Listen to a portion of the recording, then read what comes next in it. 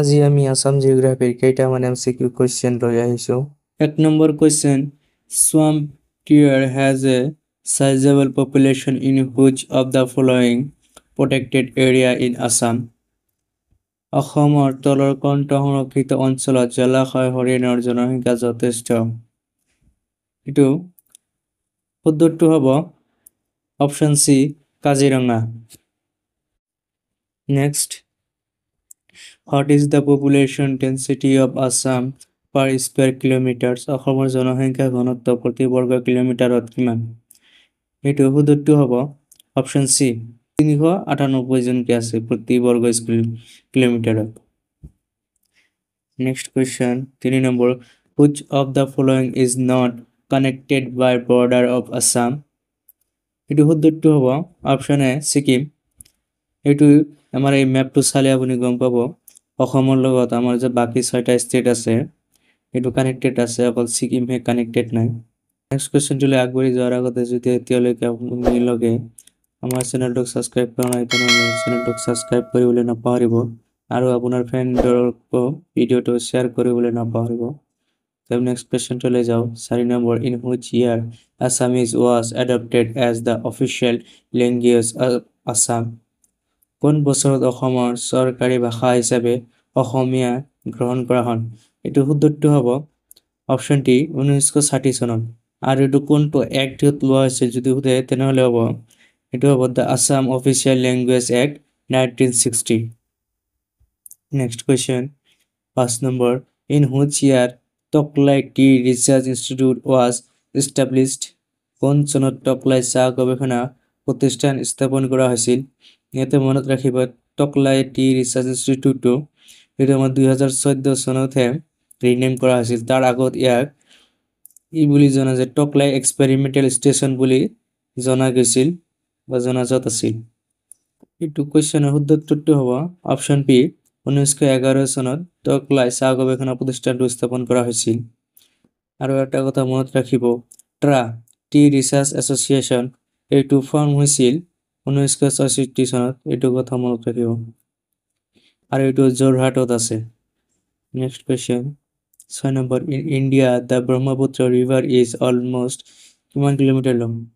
ভাৰতৰ ব্ৰহ্মপুত্ৰ নদীৰ দৈৰ্ঘ্য প্ৰায় কিমান কিলোমিটাৰ হয়? এইটো শুদ্ধটো হ'ব অপশ্যন এ 900 কিলোমিটাৰ। এইটো হয়তো কেতিয়াবা 916 কিলোমিটাৰো দিব পাৰে,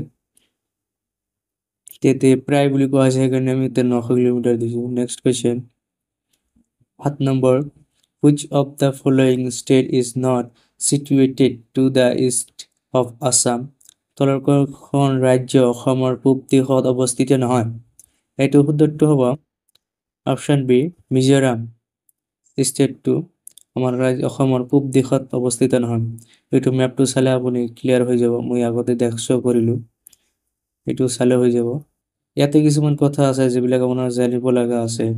অসমৰ লগত কোন কোনকেইটা ষ্টেট কানেক্টেড আছে বা বৰ্ডাৰ শ্বেয়াৰ কৰা বুলি যদি সোধে তেনেহ'লে হ'ব অৰুণাচল প্ৰদেশ, এইটো ইষ্টৰ লগত কানেক্টেড আছে, নাগালেণ্ড এণ্ড মণিপুৰ তিনিটা ইষ্টৰ ফালে অসমৰ ইষ্টৰ ফালে হয় অৱস্থিত হয়।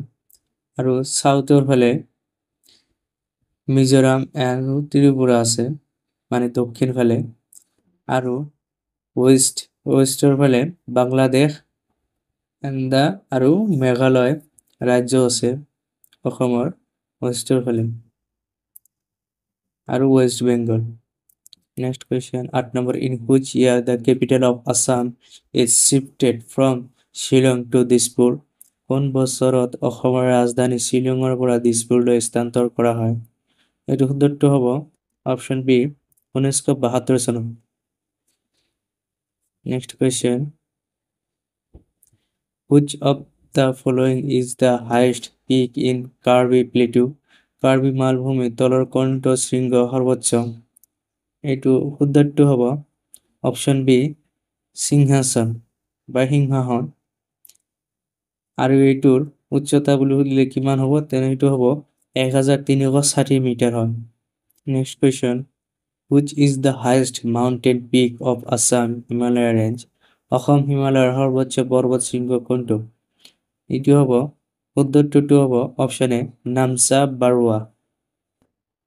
Next question 11 number which of the following north eastern state shares the shortest boundary with Assam তলৰ কোনখন উত্তৰ পূৰ্বাঞ্চলৰ ৰাজ্যই অসমৰ সৈতে আটাইতকৈ চুটি সীমাৰেখা ভাগ কৰে আটাইতকৈ চুটি সীমাৰেখা ভাগ কৰা ৰাজ্যটো হ'ল আমাৰ অপশ্যন ইটো ত্ৰিপুৰা হয় আৰু এইটো কিমান কিলোমিটাৰ যদি বৰ্ডাৰ শ্বেয়াৰ কৰে বুলি সোধে সেইটো হ'ব 46.3 কিলোমিটাৰ বৰ্ডাৰ শ্বেয়াৰ কৰে অসমৰ লগত ত্ৰিপুৰাই আৰু যদি আটাইতকৈ ডাঙৰ বা আটাইতকৈ দীঘল বৰ্ডাৰ শ্বেয়াৰ কৰে এইটো হ'ল অসম মেঘালয় হ'ব ইয়াৰ পিছত মই কিছুমান দি দিছো এই 7টা ষ্টেট মানে কোনটো ষ্টেটৰ লগত অসমে কিমান কিলোমিটাৰ বৰ্ডাৰটো শ্বেয়াৰ কৰে সেইটো আপুনি চাই ল'ব পজ কৰি কিনে next question 12 number the Kaziranga National Park is located in which of the following ecozones এটু উত্তরটি হবে